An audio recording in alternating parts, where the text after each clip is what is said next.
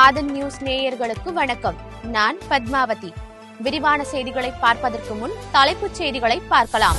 தமிழக சட்டப்பேரவையில் முன்னாள் பிரதமர் மன்மோகன் சிங், EVKS இளங்கோவன் மறைவுக்கு இரங்கல் தீர்மானம். அவை நாள் முழுவதும் ஒத்திவைப்பு. மதுரை ஜல்லிக்கட்டு போட்டிக்கான ஆன்லைன் முன்பதிவு மும்முரம். மாடுபிடி வீரர்களும் காளை உரிமையாளர்களும் பெயர்களை பதிவு செய்வதில் ஆர்வம். அண்ணா பல்கலைக்கழக மாணவி விவகாரத்தை திசை திருப்பவே திமுக போராட்டம். பாஜக MLA வானதி ஸ்ரீனிவாசன் குற்றச்சாட்டு. தமிழகத்திற்கான கல்வி வளர்ச்சிக்கு நிதி ஒதுக்குவதில் மத்திய அரசு தொடர்ந்து பாரபட்சம். தமிழக கல்வி அமைச்சர் அன்பில் மகேஷ் விமர்சனம். அரசியல் தொடர்பாக எந்த கேள்விகளையும் கேட்காதீர்கள்.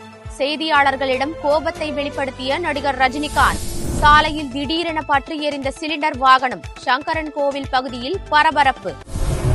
இனி தொடர்வது விரிவான செய்திகள். சட்டப்பேரவையில் தமிழக அரசின் உரையை வாசிக்காமல் புறக்கணித்த ஆளுநர் RN ரவியை கண்டித்து சென்னை உட்பட மாநிலம் முழுவதும் திமுகவினர் கண்டன ஆர்ப்பாட்டம் நடத்தினர். 2025ஆம் ஆண்டின் தமிழக சட்டசபை கூட்டத்தொடரின் முதல் கூட்டம் நேற்று தொடங்கியது.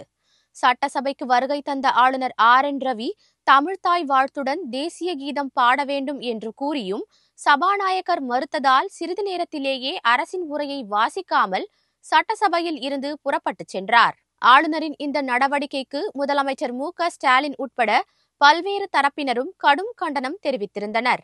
அதன்படி திமுக சார்பில் மாவட்ட தலைநகரங்களில் ஆளுநர் RN ரவியை கண்டித்து ஆர்ப்பாட்டம் நடைபெற்றது. சென்னை சைதாப்பேட்டையில் நடைபெற்ற ஆர்ப்பாட்டத்தில் திமுக MPக்கள் கனிமொழி, தயாநிதி மாறன் மற்றும் திமுக அமைப்பு செயலாளர் RS பாரதி உள்ளிட்டோர் பங்கேற்றனர். ஆளுநர் தமிழ்நாட்டையும் தமிழ்த்தாய் வாழ்த்தையும் தொடர்ந்து அவமதிப்பதாகவும் மத்திய அரசின் ஏஜென்டாக இருந்து தமிழ்நாட்டின் உரிமைகளில் அத்துமீறுவதாகவும் கண்டனம் தெரிவித்து கோஷங்கள் எழுப்பப்பட்டன. தமிழகத்திற்கான கல்வி வளர்ச்சிக்கு நிதி ஒதுக்குவதில் மத்திய பாஜக அரசு தொடர்ந்து பாரபட்சம் காட்டுவதாக கல்வித்துறை அமைச்சர் அன்பில் மகேஷ் பொய்யாமொழி குற்றம் சாட்டியுள்ளார். திமுக இளைஞரணி செயலாளர் மற்றும் துணை முதல்வர் உதயநிதி ஸ்டாலினின் 47வது பிறந்த நாளை ஒட்டி திருச்சி, திருவெம்பூர் பகுதியில் சமத்துவ பொங்கல் விழா வெகு சிறப்பாக நடைபெற்றது. அமைச்சர் அன்பில் மகேஷ் பொய்யாமொழி, மணப்பாறை MLA அப்துல் சமது உள்ளிட்டோர் இதில் பங்கேற்று சிறப்புரையாற்றினர். அமைச்சர் அன்பில் மகேஷ் பேசும்போது, உழவர்களின் நலனை திமுக அரசு உறுதியாக காக்கிறது. ஆனால் மத்திய பாஜக அரசு புதிய வேளாண் சட்டங்களை கொண்டு வந்து நெருக்கடி கொடுக்க முயன்றது என விமர்சித்தார். அதற்கான முதல் எதிர்ப்பே தமிழக முதலமைச்சரின் குரல்தான் என அவர் பெருமிதத்துடன் குறிப்பிட்டார். மேலும் UGC நெட் தேர்வை ஜனவரி 15ஆம் தேதி பொங்கல் தினத்தன்று நடத்துவது தமிழக கல்வி உரிமைகளுக்கு எதிரான மத்திய அரசின் உள்நோக்கத்தை மையமாக கொண்டது என்றும் விமர்சித்தார். தமிழக கல்வி வளர்ச்சிக்கு நிதி ஒதுக்குவதில் மும்மொழிக் கொள்கையை வைத்து பாஜக அரசு பிளாக்மெயில் செய்கிறது என்றும் அன்பில் மகேஷ் குற்றம் சாட்டினார். இந்த பொங்கல் விழாவில் சிலம்பம், பறை இசை, உரியடி நிகழ்ச்சிகள் மற்றும் இன்னிசை நிகழ்ச்சிகளும் இடம்பெற்றன. விழாவில் பங்கேற்ற அனைவருக்கும் பொங்கல் வழங்கி சிறப்பிக்கப்பட்டது.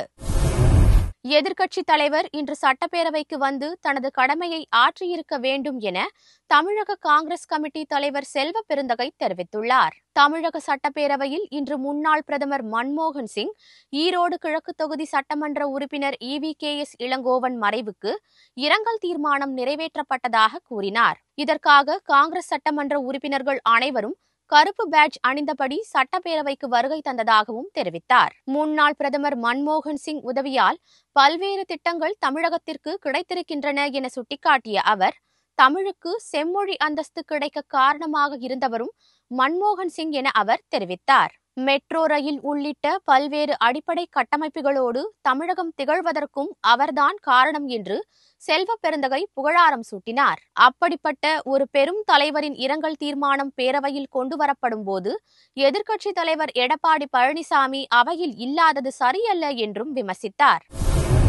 அண்ணா பல்கலைக்கழக விவகாரத்தை திசை திருப்புவதற்காகவே ஆளுநருக்கு எதிராக திமுகவினர் போராட்டம் நடத்துகின்றனர் என பாஜக MLA வானதி ஸ்ரீனிவாசன் குற்றம் சாட்டியுள்ளார். சட்டப்பேரவை வளாகத்தில் செய்தியாளர்களிடம் பேசிய வானதி ஸ்ரீனிவாசன், அண்ணா பல்கலைக்கழக மாணவி விவகாரத்திற்கு எதிராக போராட அனுமதி மறுக்கப்படும் போது ஆளுநருக்கு எதிராக போராட்டம் நடத்துவதற்கு மட்டும் இன்று அனுமதி அளிக்கப்பட்டிருப்பதாக அவர் குற்றம் சாட்டினார். நாட்கள் செல்ல செல்ல தங்களுடைய நாட்கள் எண்ணப்பட்டு வருகிறது என்பதை திமுக அரசு உணர்ந்து கொண்டிருக்கிறது என விமர்சித்தார்.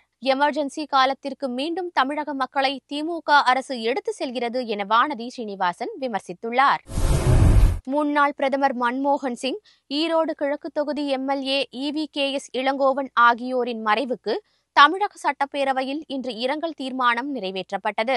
2025ஆம் ஆண்டின் முதல் சட்டப்பேரவை கூட்டத்தொடர் நேற்று தொடங்கிய நிலையில் தேசிய கீதம் தொடர்பான சர்ச்சையால் ஆளுநர் RN ரவி ஆளுநர் உரையை வாசிக்காமலேயே சட்டசபையில் இருந்து புறப்பட்டுச் சென்றார். இந்த நிலையில் சட்டப்பேரவையின் 2ஆம் நாள் கூட்டம் இன்று தொடங்கியதும் மறைந்த முன்னாள் எம்எல்ஏ தமிழ்மொழி ராஜதத்தனுக்கு இரங்கல் குறிப்பு வாசிக்கப்பட்டது. மறைந்த முன்னாள் பிரதமர் மன்மோகன் சிங், ஈரோடு கிழக்கு தொகுதி எம்எல்ஏ EVKS இளங்கோவன் ஆகியோரின் மறைவுக்கு இரங்கல் தீர்மானங்கள் நிறைவேற்றப்பட்டன. அதனைத் தொடர்ந்து சட்டப்பேரவை நாள் முழுவதும் ஒத்திவைக்கப்பட்டது.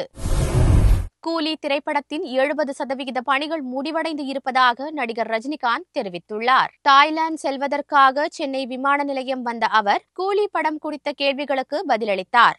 அவர் நடிக்கும் திரைப்படத்தின் 70% வேலை முடிந்திருப்பதாகவும் அடுத்த கட்ட படப்பிடிப்பு வரும் 13ஆம் தேதி முதல் 25ஆம் தேதி வரை நடைபெற உள்ளதாகவும் தெரிவித்தார். அரசியல் தொடர்பான கேள்விகளை கேட்க முயன்றபோது அவற்றுக்கு பதில் அளிக்க மறுத்த ரஜினிகாந்த், அரசியல் பற்றி கேள்விகளை கேட்க வேண்டாம் என்று தாம் ஏற்கனவே பலமுறை கூறியிருக்கிறேன் என்று சற்று காட்டமாக பேசினார்.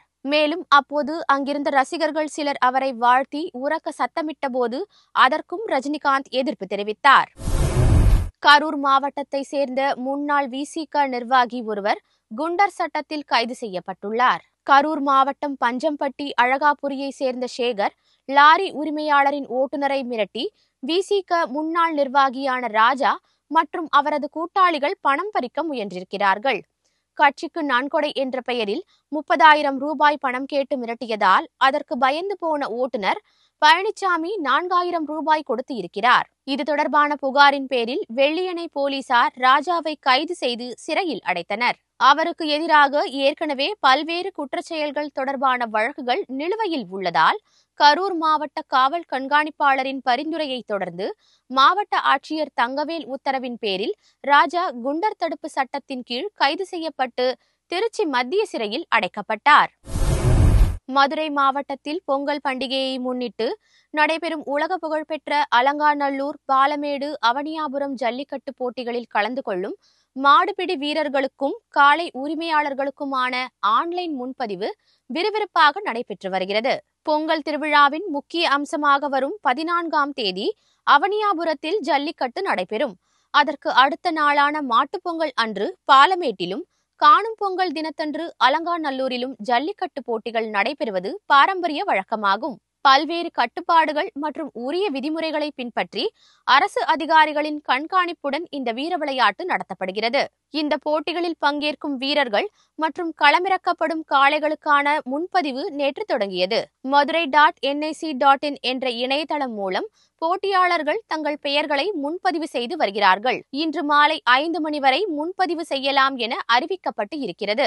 இதன் மூலம் வீரர்கள் மற்றும் காளைகள் பற்றிய விவரங்களை பதிவு செய்து போட்டிகளில் பங்கேற்க முடியும். பதிவு செய்யப்பட்ட காளைகள் மற்றும் வீரர்கள் மட்டுமே போட்டியில் பங்கேற்க அனுமதிக்கப்படுவார்கள். ஆன்லைனில் அனுமதி சீட்டுகளை QR கோடுடன் பதிவிறக்கம் செய்ய ஏற்பாடுகள் செய்யப்பட்டுள்ளன. தென்காசி மாவட்டம் சங்கரன் கோவில் பகுதியில் தனியாருக்கு சொந்தமான ஒரு வாகனம் எரிவாயு சிலிண்டர்களுடன் திடீரென தீப்பற்றி எரிந்ததால் பரபரப்பு ஏற்பட்டது. இது பற்றி அந்த பகுதியில் இருந்த பொதுமக்கள் உடனடியாக தீயணைப்பு துறையினருக்கு தகவல் அளித்தனர். அதன் பேரில் விரைந்து வந்த தீயணைப்பு துறையினர் துரிதமாக செயல்பட்டு தீயை கட்டுக்குள் கொண்டு வந்தனர். இருப்பினும் வாகனத்தின் முன்பகுதி முழுமையாக தீயில் எரிந்து சேதமானது. பிரபல ஜவுளிக்கடை, பைக் ஷோரூம், பெட்ரோல் பங்க் என எப்போதும் பரபரப்பாக காணப்படும் திருநெல்வேலி ராஜபாளையம் சாலை பகுதியில் ஏற்பட்ட தீ விபத்தை தீயணைப்பு துறையினர் துரிதமாக செயல்பட்டு அணைத்ததால் பெரும் விபத்து தவிர்க்கப்பட்டது. இத்துடன் ஆதன் செய்திகள் நிறைவடைகின்றன. வணக்கம்.